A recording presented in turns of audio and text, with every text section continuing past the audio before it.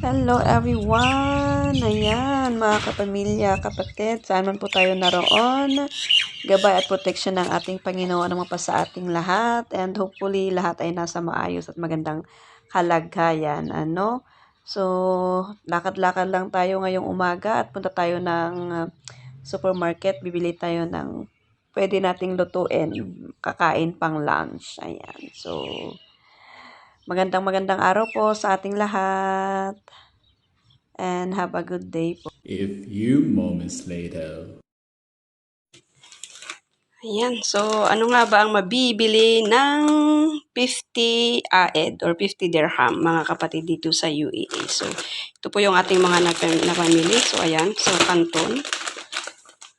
Nakisuyo si kuya, magkakanton daw.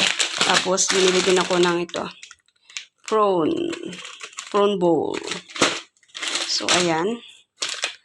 And ito is konting kabatiti. So, ayan. Hindi ko na siya lulutuin ngayon kasi yung pansit na lang. And then, kumuha din ako ng ayan. So, meron ding eto, dalawang dalawang kamatis. So, ayan. Yung nabili natin. So, ayan. May daladalang bag kasi ngayon dito, ang bag is sa plus ay sa supermarket is hindi na po siya libre. Dati yung mga plastic bag sa mga supermarket is libre, ngayon is meron na pong bayad. Nag-start noong June mga kapatid. Kaya wala nang libre talaga dito. Ayan, so bumili din ako ng, ito is saluyot. Ayan, saluyot, maliliit yung saluyot nila pero bumili ako kasi plano ko magdingding. Kaso, pansit na lang yung lulutuin natin. So, ayan. So, celery. Ayan, celery yung nasa ano na yan. 2 stick. 20-25. Mahal ang palit ngayon.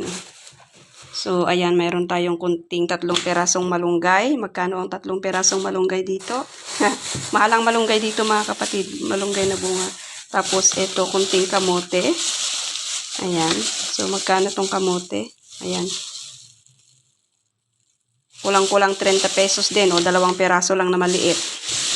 O, diba? Tapos, ayan, bumili din ako ng kunting sitaw. Ayan, sitaw is, ayan yan. Ayan ang liit-liit pero nasa kulang-kulang 40. Ang liit-liit lang to, maliit lang po. Ito naman yung 3 perasong marunggay, drumstick. Ayan, India. Mahigit 50 60. Kulang-kulang 60 naman mga kapatid. Yung 3 perasong malunggay lang po yan. Tapos, ayan. So, meron bumili yan. So, gatas. And 2 perasong carrots. Ayan. Carrots at saka kunting repolyo. So, ayan po lahat yung nabili ng ating 50 pesos. So, hindi ko na muna tatanggalin sa bag kasi yung gulay hindi ko na muna siya iluluto kasi ang lulutuin ko is yung pansit. Itong kanton lang yung lulutuin ko ngayon. So, kukuha na lang ako ng pansahog natin dyan sa kung ano yung meron sa ref. So, ayan po. Dyan po napunta yung ating 50 AED. Diba? Kunti lang kasi mahal na ang mga bilihin ngayon. Wala na pong mura ngayong panahon natin. So, ayan. So, sisimulan ko na iluluto tong kanton. 2 hours later. So, ayan, luto na ang ating pansit. Ayan. Ba't hindi masyado? Ayan. Kanton, actually, kunti lang yung bihon niya mga kapatid kasi kanton lang naman yung kinuha ko. Dinagdag ko lang yung bihon dito sa bahay na natitira.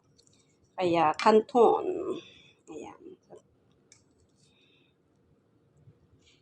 Yun. Sarap-sarap. Kain na tayo. Yan ang ating tanghalian.